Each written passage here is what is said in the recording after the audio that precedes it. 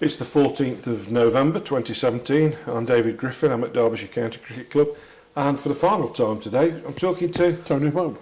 Tony. It's been a fascinating journey which began almost at the beginning of the 20th century, and it's been really interesting listening to you talking about your career.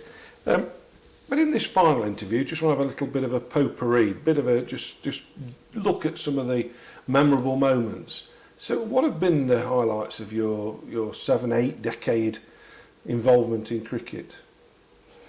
Well, starting off as an all-rounder, I like to think I was an all-rounder until I got bowling some of the overs and became a lower order batter. But I played at Langley Mill for AMB in 1956, and I got 7 for 60 and 80 not out.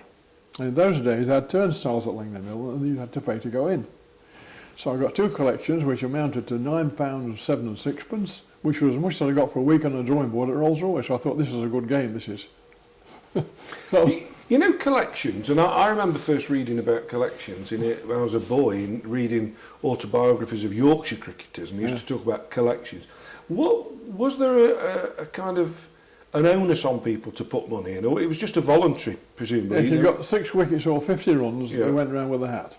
If you got 100, they went round again with a hat. Really? And that's how it worked. And of course you paid like 5p to go in the ground, or it was a 2 bob or something, and then of course everybody contributed, because there's no TV, of course, it was entertainment, so you paid to see somebody gets. I mean, that was why when George Pope left the Bradford League to play in the Lancashire League in 1945, he signed a 2-year contract, 45-46.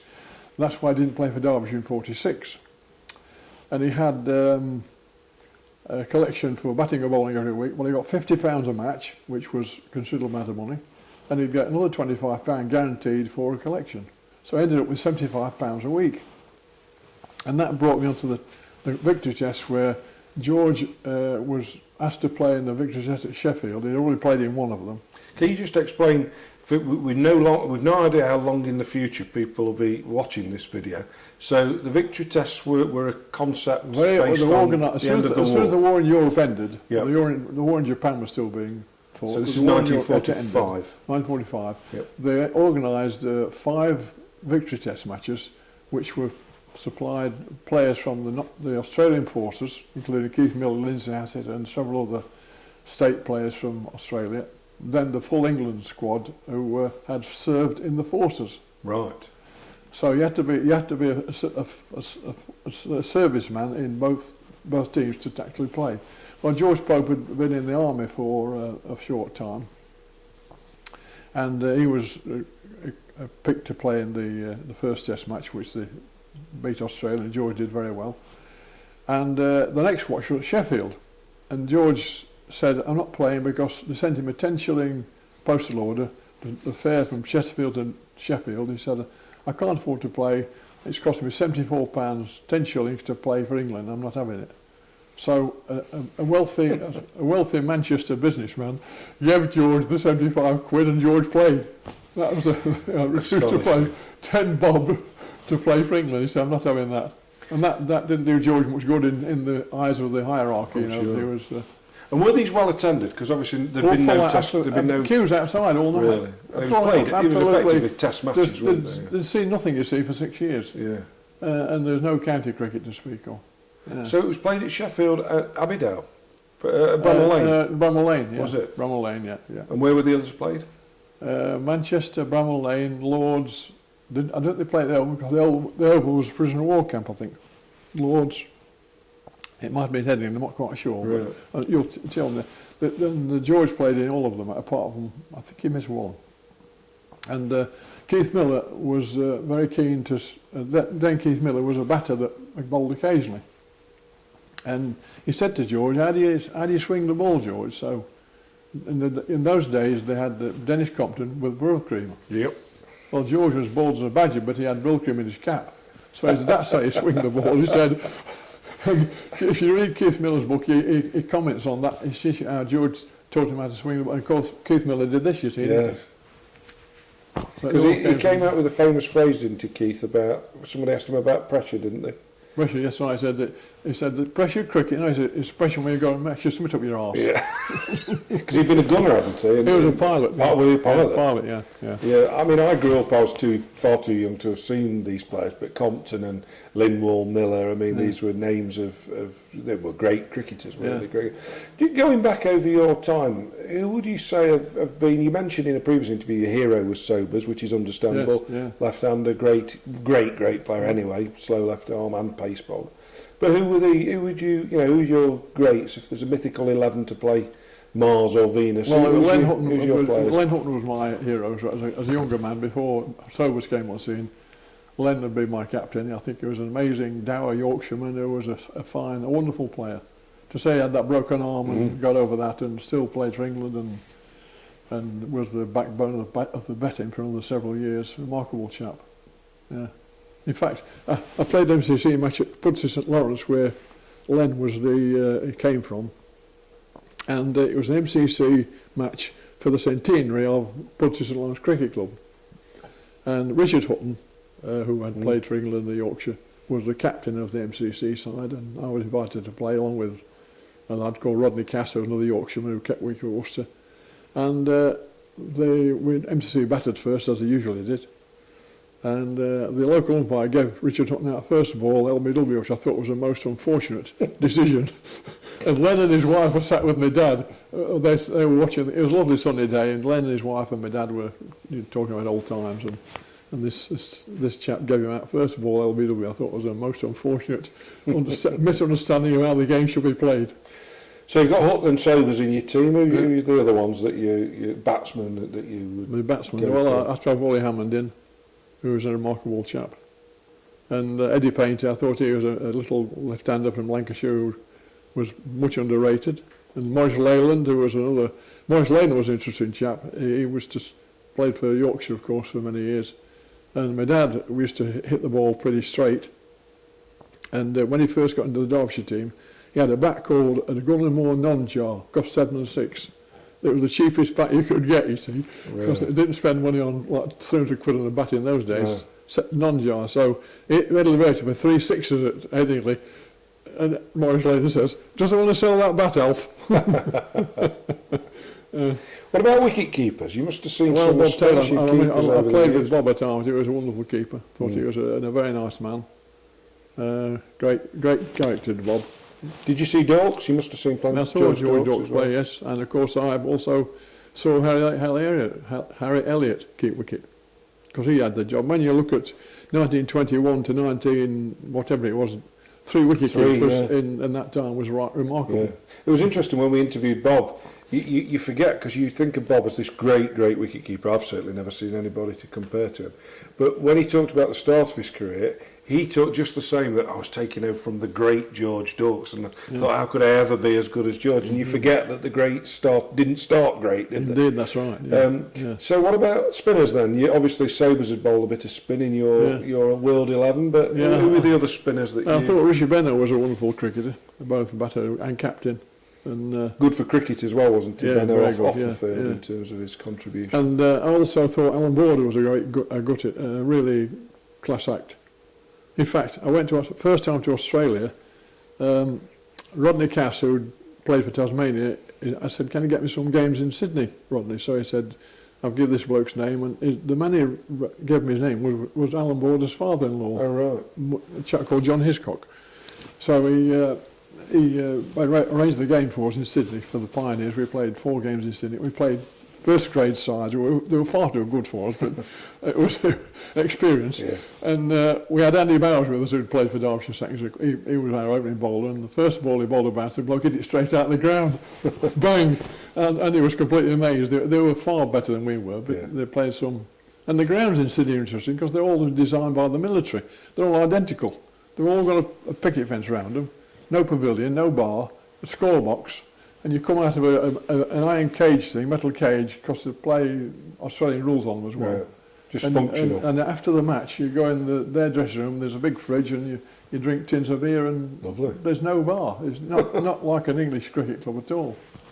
And quick bowlers. I mean, obviously, you Derbyshire, we're sitting in in a boardroom of a club where the tradition of fast bowling stretches back to the 19th century. But well, I mean, you've got to consider Harold and Les Jackson as two wonderful bowlers, haven't you? John Snow was an exceptional bowler as well. And I saw him play Borrington at Ilkeston once. some said it's, funnily enough, going back to Bob Taylor again, Bob said it was when the mood was with him, with John. Yes, Snow. He said I think it was a test cricketer. Yeah. And this particular game at Ilkeston, he hadn't played much for Sussex, and he was in the test squad. And he came to play at Ilkeston, and Borrows opened the batting, and he hooked in for 4. The next one hit him between the eyes, and that was the end of Borrows. But he did come back and get 100, remarkably. Well, of course, they were playing on, we've alluded to quality of pitches and things, haven't we? I mean, there's an era when there were no helmets and, that's right. very little... Even you playing at Buxton, I know. Desperate place. Yeah, I know. Any other quicks outside of Derbyshire you particularly admired? I played against Westfall in the West Indies. Did you really? And I played Richard Edwards, who was the last... I had an interesting experience batting against Richard Edwards. He's the last white man to knock the ball off the West Indies. He went to Australia. He played about 15 test matches. And he was captain of the Wanderers team when we played against in Barbados, and he opened the bowling. And I went in, I was batting about number 4 or 5, and I went in, and the first ball, he bowled me this gentle, he was a nice bloke, he wasn't trying to kill me at the time. So he bowled this, and I hit it through extra cover for 4. I thought, I shouldn't have done that. The next ball, it took the edge of the bat, it hit the side screen, it went for 6 off the shoulder of the bat. I thought, this bloke wouldn't have killed me. Point to the next ball and remove my middle stump. So I got 10 in 3 balls. And what pace was Wes Hall bowling at when you played it? Because, I mean, he was renowned as a fierce... Yeah, he was keeping wicket. Was he really? Yeah, because he started a wicket keeper, right. West did. And he played for, I think it was St Catherine or one of the Premier Leagues clubs in Barbados, Empire, might have Empire. And 2 lads were damaged in a car crash. They're both opening bowlers. And he opened the bowling. Right. And that's how he started to be a fast bowler. So he became a great fast bowler. And he went back to become a wicketkeeper. When in club cricket, he kept wicket. Really? Yeah. He's now the Reverend... And I was going to say, a member of the church, yes. Yeah, Reverend. In fact, I went to the funeral of Malcolm Marshall in Barbados, and Wes gave a wonderful fire and brimstone speech about it. Yeah, amazing. He was a wonderful bowler, Malcolm Marshall. Yeah, oh, absolutely. Wonderful bowler. Yeah. Well, I know E.W. Swanton, the famous writer, he put him in his all-time World 11. Have you talked to Keith Stevenson? We plan to. Because he at the bowler with Malcolm Marshall. Hampshire, of course. Got some interesting stories, Keith has. Yeah. Well, of course, county cricket in those days was a remark. I mean, it was like Alan Hill described it as the equivalent of the Premier League in football. Yeah. Was county cricket in the 70s and 80s with all these great players. I just want to ask you one thing about part of this project is all about recollections and reminiscences, but trying to go back further and further and further and further, and we've not found anyone who saw horse racing take place on the ground here at Derby. But I understand that you did, although as a very young man. Can you just tell us about that? My dad was never a gambler, but he liked to watch the horse racing, and my grandfather did too. So we used to go and stand on... There was an iron railing all the way down there, down the Mile Straight, and it had spikes on. A terrible thing to have near horses. So we stood there looking, and this jockey was thrown off, and he was speared onto the railings. It killed him. And how old were you? I was 5. So this would be just before the war? That's right, because racing stopped in 39, didn't it? It may have been the last race before the war, I don't know, but it was to end of the summer. So how far down the racecourse were you from where where the gateway is now, the grandstand was there? You remember where the old grandstand was? Yeah. Well, the starter's box. Yeah. Well, just across from there was the width where the horses ran, and then this iron fence all the way down with spikes on top, right the way down as far as you could to the end of the cricket ground. And you just saw a jockey thrown up, and I got his whip. His whip came, and I picked his whip up. Wow. Yeah. And you witnessed him being impaled and died? Absolutely, yeah. Well, I didn't know he was dead at the time. No, I mean, he was impaled. That's I'm sure there was something in Derby telling you about that. I would imagine we'd be able to find something about it. That is quite remarkable. Yeah. Yeah. So as we come to the conclusion of this series of interviews, first of all, a huge thank you for what you've given us today, some real gold in terms of reminiscences. But just to finish off, in your own words, what's cricket given you over the last 7 or 8 decades? What It obviously doesn't owe you much, but what's it given you? Well, I've tried to put back by being, involved with the league for many years, and I'm now the president of the league, and I'm happy to fill in when I can, present prizes and do all sort of jobs like that. But, I've been very lucky as a slowest arm bowler. There's only old slow bowlers and dead slow bowlers, and I've bowled many thousands of overs and enjoyed all of it. And played cricket in, say, 33 countries and been on 100 overseas tours, and I'm very lucky to be alive, and I'm still got all my joints. and has the game got a good future ahead of it, or do you worry about the direction that the game's taking? The professional game and the league, amateur game. The local leagues, of course, which I'm more familiar with, is becoming very money orientated. You get young lads who are moving for 50 quid and 100 quid and in the teens, and of course those days are just beyond me. I mean, I always played for fun. Yeah. But I don't blame them. It's a short life of cricketer. You've got to get your money while you can. I don't blame anybody for getting paid to play cricket. I mean, it brought me up, paid my dad and my grandfather and my uncles, they all got paid to play, so I can't fault that. And at international and first class level, where do you see the game going in the future? Well, I think it's becoming highly technical. I mean, they've got more backroom staff than they've got players, which, it's obviously how things are in all sports. It's developed to look at the American football, what a palaver that is. I mean, there's about 10 seconds of action and 20 minutes of bugging about. I mean, the game's becoming so technical, and Sky Sport, of course, has brought all these things to us. Yeah. And it's paying the people good money, which is good for the game. I mean, David Lloyd's worth listening to, nobody else. Funny, isn't it? Funny.